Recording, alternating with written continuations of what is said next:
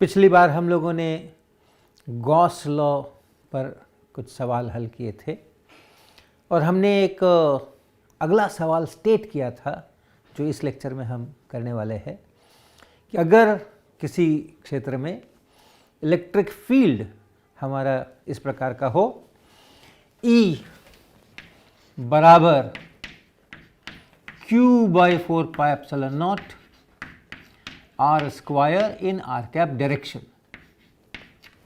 ऐसा electric field है और हमें पता नहीं है कि ये कौन से चार्ज के कारण से इलेक्ट्रिक फील्ड इस प्रकार का पैदा होता है।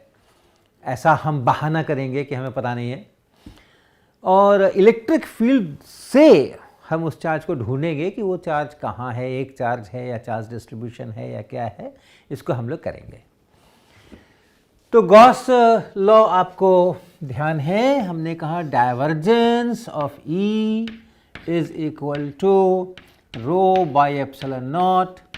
रो है चार्ज डेंसिटी, जिस पॉइंट पे आप इस डाइवर्जेंस E को कैलकुलेट करेंगे उसी पॉइंट पर जो चार्ज डेंसिटी है यानी चार्ज पर यूनिट वॉल्यूम, वहाँ पे एक छोटा सा वॉल्यूम अगर मैं बनाऊँ, total charge divided by that volume, ये उस जगह का रो है, वहाँ का ये है।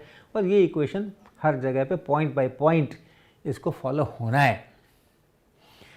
तो अगर हम को इलेक्ट्रिक फील्ड पता हो तो ये डाइवर्जेंस करके हम रो पता कर सकते हैं यानी चार्ज डेंसिटी पता कर सकते हैं। तो उसी की कोशिश हम लोग यहाँ से करेंगे। ये इलेक्ट्रिक फील्ड पता है और यहाँ से हम चार्ज डेंसिटी का अता पता करेंगे। तो हम लोग इसका जो स्वरूप है वो स्वरूप देख करके ही स्पष्ट है कि हम लोग को स्फेरिकल पोलर कोऑर्डिनेट्स में काम करना चाहिए। ओरिजिन और ओरिजिन के बाद यहाँ से r डिस्टेंस पर एक हमारा पॉइंट और फिर उसी दिशा में जो यूनिट वेक्टर है वो r कैप है, जिसको हमने यहाँ r कैप लिखा हुआ है। तो ये स्फेरिकल पोलर कोऑर्डिनेट्स में इस डाइवर्जेंस के लिए जो हमारा इक्वेशन है वो आपको ध्यान होगा।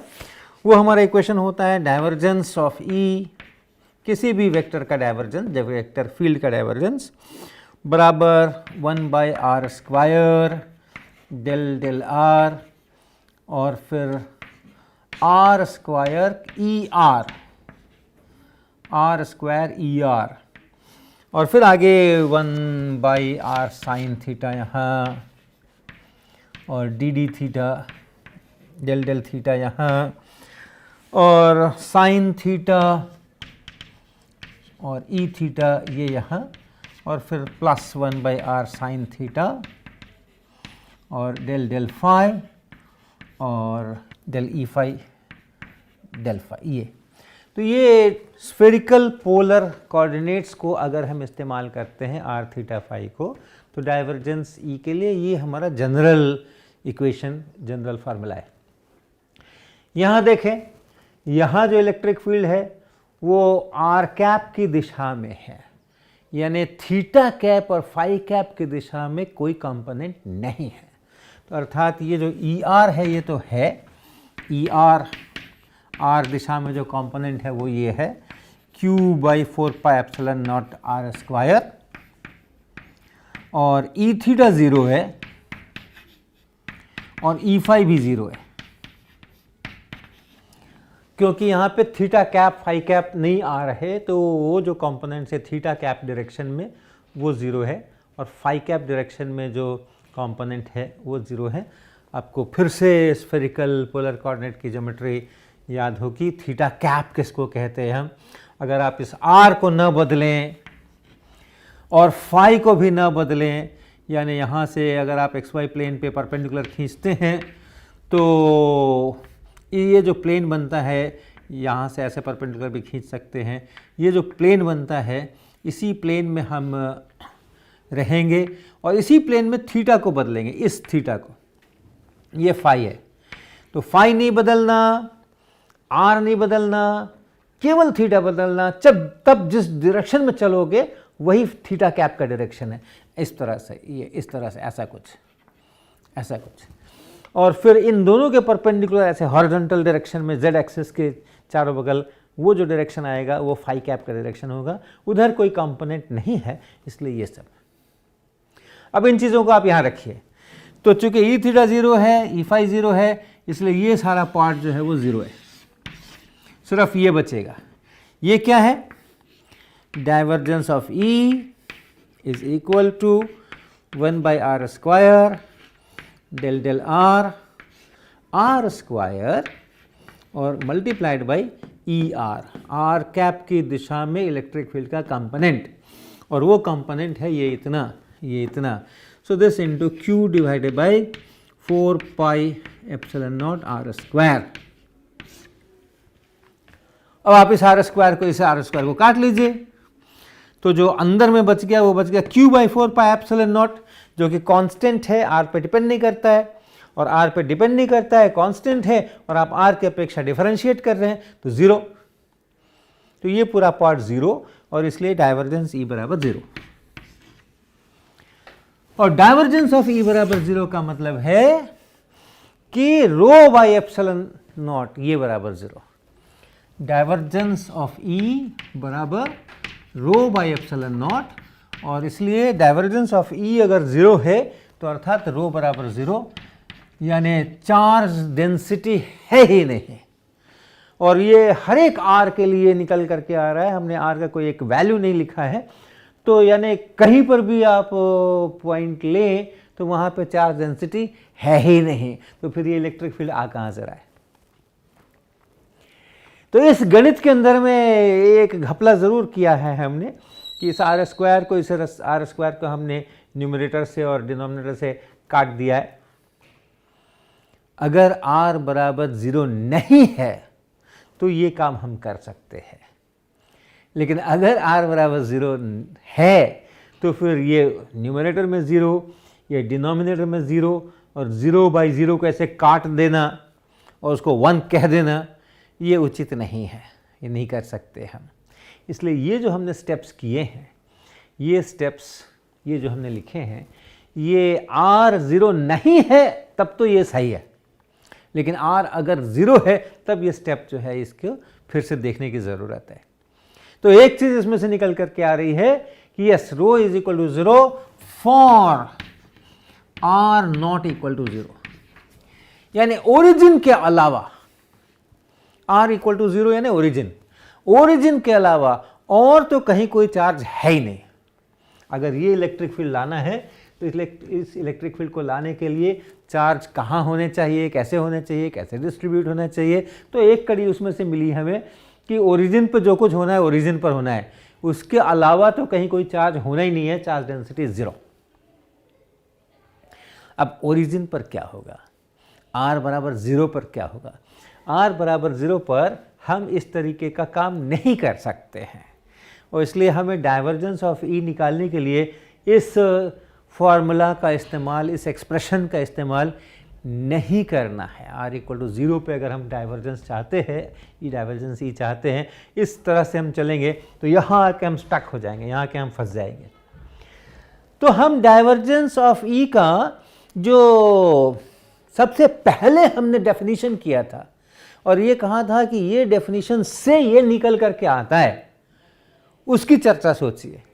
अगर हमें किसी पॉइंट के ऊपर, किसी पॉइंट पर अगर हमें डाइवर्जेंस ऑफ E चाहिए, तो उसकी परिभाषा हमने की थी कि इसको बीच में लेते हुए आपको एक सरफेस बनाइए जिसके अंदर ये पॉइंट हो, क्लोज सरफेस बनाइए जिसके अंदर ये पॉइंट हो,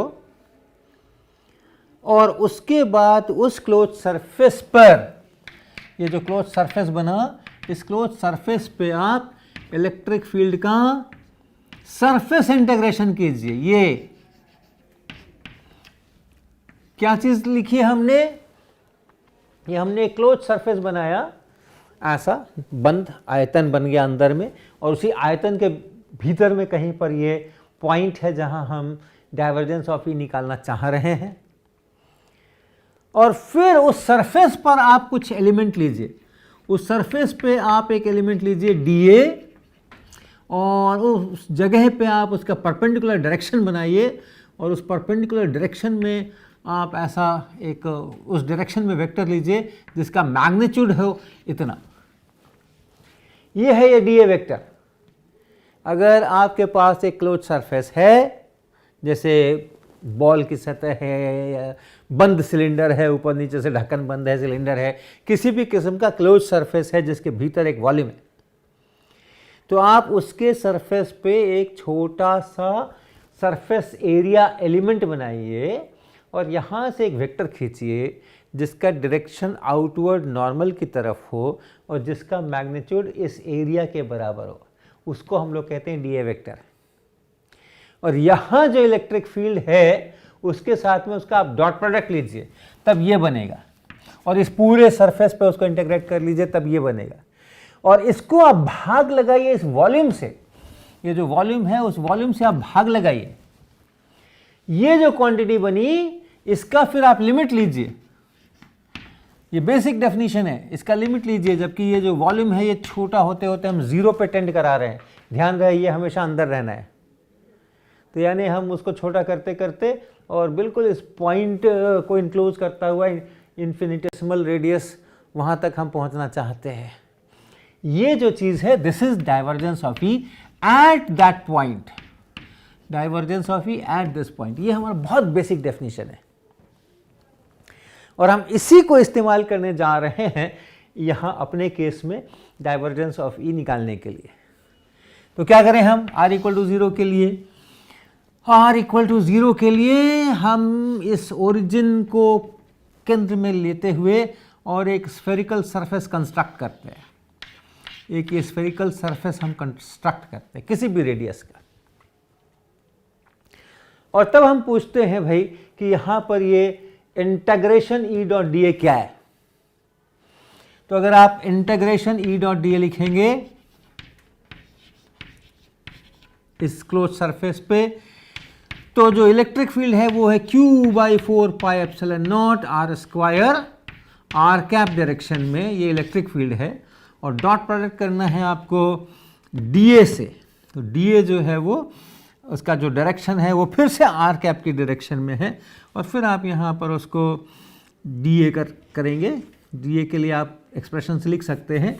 आपको ध्यान होगा कि अगर हम स्फीयर के सरफेस पर हैं, ओरिजिन हमारे सेंटर पे है, तब जो एक सरफेस एलिमेंट हमें बनाना है जिसमें हम थीटा को वैरी करेंगे और फाई को वैरी करेंगे, आर को वैरी नहीं करेंगे क्योंकि हम एक स्फेरिकल सरफेस के ही ऊपर हैं, वो है r square sine theta d theta d phi.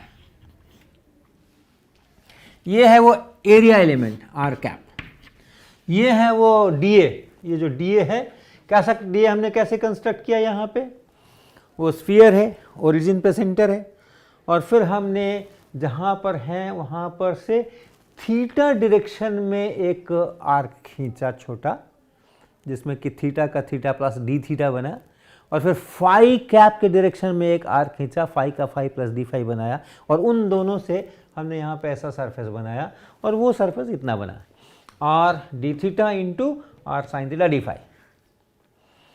और इसको अगर आप पूरे सरफेस पे फिर इंटीग्रेट करना है मुझे, यानी सभी थीटा फाई लगा देने हैं। अब चूंकि हम ओरिजिन के को छोड़ करके हैं, हमने एक सरफेस बनाया है क्लोज सरफेस, और ये ओरिजिन उसके अंदर है, और हम सरफेस के ऊपर के पॉइंट्स के ऊपर ये सारा सब कुछ कर रहे हैं। इसलिए अब इस इंटीग्रेशन के समय में r बराबर 0 नहीं है, r बराबर 0 ओरिजिन पर है, और मेरा पूरा सरफेस ओरिजिन से तो बाहर है, ओरिजिन मेरे सरफेस पर कहीं पर भी नहीं है, और इसलिए हम अब इस आर स्क्वायर को इस आर स्क्वायर को काटने का हक रखते हैं। और इसको अगर आप इंटीग्रेट करेंगे, इस चीज को अगर आप इंटीग्रेट करेंगे, तो थीटा पे और फाई पे फुल इंटीग्रेशन करेंगे तो ये 4 पाई बनेगा साइन थीटा। थीटा अब इसको हम गोला हटा करके थीटा फाई में लिख सकते हैं। थीटा 0 से पाई जाना है और फाई को 0 से 2 पाई जाना है, पूरा स्फेरिकल सरफेस। तो ये जब आप इंटीग्रेट करेंगे तो ये 4 पाई बनेगा, उस 4 पाई से ये 4 पाई कटेगा, और आपको उत्तर मिलेगा q/ε0। और इसको फिर आप भाग लगाएंगे इसके वॉल्यूम से, इसके वॉल्यूम से, और तब उसका लिमिट लेना है आपको as this volume tends to 0। लेकिन अभी हमारे पास में बहुत सीधी सी बात है कि अगर हम इसको देखते हैं यहाँ से डाइवर्जेंस ऑफ ई बराबर ऐसा, तो अगर हम इस पॉइंट के अलावा कहीं हैं, जो कि हम ऑलरेडी देख चुके हैं, लेकिन इस पॉइंट पे ओरिजिन पे अगर हम इसको देखते हैं डाइवर्जेंस ऑफ ई को, जो कि इस E dot D A divided by टॉ है, लिमिट इसका एज टॉ टेंड्स टू 0, और ये जो चीज है ये फिक्स्ड है, ये फाइनाइट है क्यू बाई एप्सिलॉन नॉट, और भाग लगा रहे हैं हम वॉल्यूम से, और उस वॉल्यूम को जो 4/3 पाई आर क्यूब बनने वाला है, और उसको हम भाग लगाने वाले हैं, और उसको हम 0 टेंड कराने वाले हैं, दिस गोज टू 0, ये फिक्स्ड है, ये फाइनाइट है क्यू बाई एप्सिलॉन नॉट, ये 0 टेंड नहीं कर रहा और ये 0 टेंड कर रहा है, तो इसलिए ये जो लिमिट आने वाला है ये लिमिट इन्फिनिटी ही होने वाला है। तो क्या पता चला, rho is 0 for r not equal to 0 and rho is infinity for r equal to 0। R equal to 0 पर हम चलेंगे और वहां डाइवर्जेंस ऑफ ई निकालेंगे, तो वो डाइवर्जेंस ऑफ ई जो है वो हमें यहां से हम देख रहे हैं कि वो 0 बनने वाला है, और डाइवर्जेंस ऑफ ई अगर 0 बनने वाला है, इन्फिनिटी बनने वाला है, डाइवर्जेंस ऑफ ई यहाँ पर इन्फिनिटी बनने वाला है, और अगर डाइवर्जेंस ऑफ ई इन्फिनिटी बनने वाला है तो रो भी इन्फिनिटी बनने वाला है। तो बाकी सब जगह पर 0 और ओरिजिन के ऊपर इन्फिनिटी। अब इन्फिनिटी से तो कुछ समझ आया नहीं कि ये क्या हो गया, रो बराबर इन्फिनिटी तो बड़ी अलग किस्म की चीज़ होती है, उससे तो पक्का पता चला नहीं कि ये कौन सा चार्ज है जो ऐसा वाला इलेक्ट्रिक फील्ड देगा। तो इसको भी हम लोग और आगे बढ़ाएंगे, लेकिन उसके पहले एक रिवाइज कर दें एक चीज़ आपकी फिर से, कि हम लोग डिराक डेल्टा फंक्शन की बात हमने कभी की होगी, डिराक डेल्टा फंक्शन, और हम एक फंक्शन डिफाइन करते हैं डेल्टा आर ऐसा, और इसका अर्थ है कि हम ओरिजिन पर इसका वैल्यू इन्फिनिटी है, ओरिजिन के अलावा सब जगह 0 है, राइट। ऐसा हम लोग डिराक डेल्टा फंक्शन 3 डिमेंशन में है, वेक्टर नोटेशंस में है। 1 डिमेंशन का अगर हमें डिराक डेल्टा फंक्शन डिफाइन करना होता है तो हम डेल्टा एक्स लिखते हैं या delta x minus x not लिखते हैं। तो अगर हमारा delta x minus x not ये फंक्शन है तो इसका अर्थ है कि ये एक्स एक्सिस है, ये पॉइंट एक्स नॉट है, ये फंक्शन 0 है 0 है 0 है 0 है, एक्स नॉट पर आकर इन्फिनिटी होता है और फिर वहाँ से वापस 0 हो जाता है, फिर ये पूरा 0 रहता है। कैसा इन्फिनिटी होता है? ऐसा इन्फिनिटी होता है कि एरिया अंडर द कर्व अगर आप निकालिए ये, तो ये 1 होता है, प्रोवाइडेड ये लिमिट्स जो हैं जितनी दूर में आप इंटीग्रेट कर रहे हैं उसके अंदर ये एक्स नॉट होना चाहिए। अगर आप यहाँ से यहाँ तक इंटीग्रेट कर रहे हैं इसको, तो ये फंक्शन यहाँ 0 है तो ये 0 होने वाला है। अगर आप यहाँ से यहाँ इंटीग्रेट कर रहे हैं 0 होने वाला है, यहाँ से यहाँ इंटीग्रेट करते हैं 0 होने वाला है। लेकिन यहाँ से यहाँ अगर आप इंटीग्रेट करने वाले हैं तो फिर बीच में ये जो कंट्रीब्यूशन आ रहा है उसके कारण से ये 1 होने वाला है। तो ऐसा अगर हो जाता है तो उसको हम लोग delta x minus x not कहते हैं। और डेल्टा एक्स किसको कहेंगे? एक्स नॉट बराबर 0, यानी ये यहाँ पीक नहीं करके यहाँ पीक कर रहा है, तो ओरिजिन पर ही अगर ये ऐसे पीक कर जाता है तो उसको हम लोग डेल्टा एक्स कहते हैं। अब इसी को 3 डिमेंशन में सोचिए, स्पेस है, स्पेस में एक पॉइंट है, जैसे यहाँ इस एक्सिस के ऊपर एक पॉइंट था, स्पेस में एक पॉइंट है और इस केस में ये ओरिजिन है। उस ओरिजिन के अलावा कहीं भी देखते हैं तो वो फंक्शन 0 है, ओरिजिन पर वो फंक्शन इन्फिनिटी है।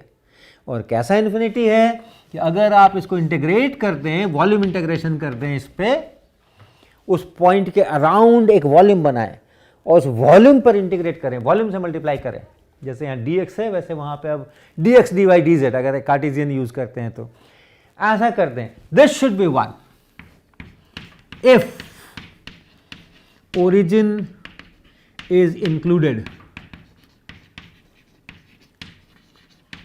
in the volume। जिस वॉल्यूम पे आप इसको इंटीग्रेट कर रहे हैं उसके अंदर अगर ओरिजिन है तब वैसी हालत में ये 1, और अगर नहीं है तो ये 0, यानी बाकी सब जगह तो 0 है ही, यहाँ इन्फिनिटी है। और कैसा इन्फिनिटी है? अगर हमने उसके अराउंड एक वॉल्यूम बना दिया, उस पूरे वॉल्यूम पे उसको इंटीग्रेट किया, तो दैट शुड बी 1, जब जब वो ओरिजिन उसका अंदर हो। ये चीज़ ध्यान में रखिए। और फिर से अपने इस को देखिए, जो हमने अभी डाइवर्जेंस ऑफ ई निकाला है उसको देखिए। अब ये दो कंडीशंस तो सेटिस्फाइड है, सब जगह डाइवर्जेंस ऑफ ई 0 है, या ये रो सब जगह 0 है, और ओरिजिन पर ये इंफिनिटी है।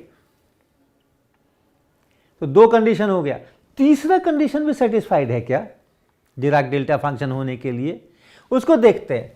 तो हम लोग क्या करेंगे, हम देखेंगे कि ये जो रो है, उस रो को अगर हमने डीटो से मल्टीप्लाई किया, एक वॉल्यूम एलिमेंट बनाया, एक वॉल्यूम बनाया, उस ओरिजिन के अराउंड एक वॉल्यूम बनाया, उस पूरे वॉल्यूम में छोटे छोटे डीटो डीटो डीटो डीटो सब लिए, और रो को डीटो से मल्टीप्लाई किया और इंटीग्रेट कर दिया, किस पे, वॉल्यूम पे। ये ओरिजिन है, और इस ओरिजिन के अराउंड हमने एक वॉल्यूम बनाया, और उस वॉल्यूम के अंदर में छोटे छोटे डीटो डीटो डीटो हैं, और वो सब लेकर के और वो सब जगह का रो लेके मल्टीप्लाई करके हमने वॉल्यूम बनाया और इंटीग्रेशन बनाया। इसका हम लोग देखना चाहते हैं कि ये क्या होने वाला है। तो रो की जगह मैं लिखूंगा epsilon not into divergence of ई,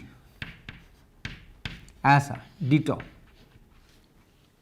इस वॉल्यूम के ऊपर, इस वॉल्यूम के ऊपर, ये वॉल्यूम है, इस वॉल्यूम पे। और अब एक और बहुत प्यारा मैथमेटिकल रिलेशन है जिसको कहते हैं गॉस डाइवर्जेंस थ्योरम।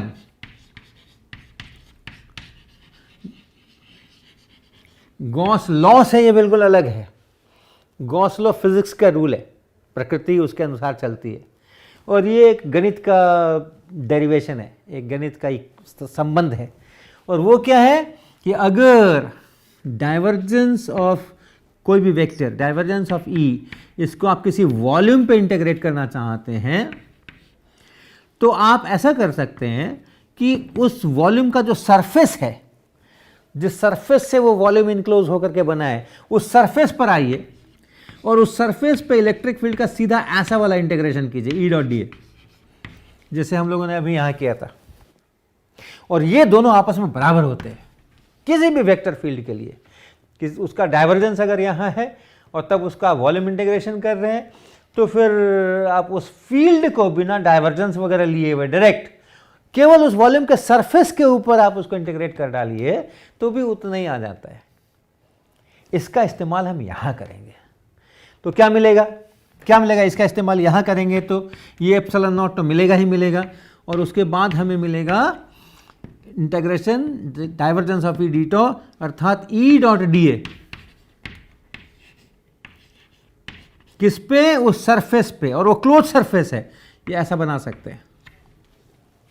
क्यों है क्लोज सरफेस, वॉल्यूम है। उस वॉल्यूम, जब वॉल्यूम हमने डिफाइन किया तो उसका एक सरफेस, बंद सरफेस डिफाइन हो गया, उस पर ये इंटीग्रेशन होना है। और ये चीज़ आप जानते हैं अच्छी तरह से। ई डॉट डी अभी हम लोगों ने देखा कि ये जो ई डॉट डी ए है that is Q by epsilon not. हम एक स्फेरिकल वॉल्यूम लेकर के और ये काम कर सकते हैं। तो अभी जैसे हम लोगों ने देखा कि ये जो integration E dot D A है वो अंत में हमें क्यू बाई एप्सिलॉन नॉट मिला था, इसलिए ये है epsilon not into Q by epsilon not अर्थात क्यू। तो अब आप, और ये जो है ये रो डीटो है, एक्चुअली ये जो है ये रो डीटो है, rho ditto, this is rho, rho ditto जो है this is equal to Q. अगर ये जो वॉल्यूम लिया है इसके अंदर ओरिजिन है, और अगर इसके अंदर ओरिजिन नहीं है, यहां कहीं वॉल्यूम ले लिया, तब ये जीरो है। तो आप देखिए डिराक डेल्टा फंक्शन होने की तीनों शर्तें ये रो सेटिस्फाई कर रहा है एक अंतर के साथ। यहां 1 होना चाहिए था, डिराक डेल्टा फंक्शन में इसको 1 होना चाहिए था, बाकी दोनों शर्तें ठीक है। Delta r is equal to 0 if r is not 0, बाहर कहीं ओरिजिन पर नहीं, अगर नहीं है तो, और ओरिजिन पर अगर है तो इसको इन्फिनिटी होना चाहिए। और इसके अलावा ये तीसरी शर्त। तो हमारा रो इन तीनों शर्तों को फॉलो कर रहा है, एक्सेप्ट कि यहां 1 की जगह क्यू है। Rho is 0 if r is not 0, rho is infinity if r is 0, and rho ditto is q if origin is included, otherwise this. तो यानी ये जो फंक्शन है मेरा रो, ये फंक्शन है q टाइम्स डेल्टा r। 1 की जगह पे q है, इसको q से मल्टीप्लाई कर दीजिए आप, this is q times delta r। तो ये हमने पूरी तरह से, और हमने इक्वेशन इसका दे दिया, ये है चार्ज डिस्ट्रीब्यूशन।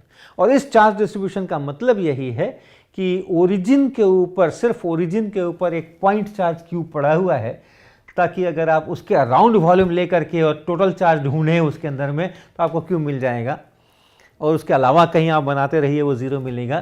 तो ये हमने इलेक्ट्रिक फील्ड से शुरू करके और ये डिराइव किया कि मेरा चार्जेस कहाँ हैं, ओरिजिन के अलावा कहीं नहीं है, और ओरिजिन पर है पॉइंट चार्ज है, बटा हुआ नहीं है, और वो पॉइंट चार्ज जो है उसका वैल्यू q है।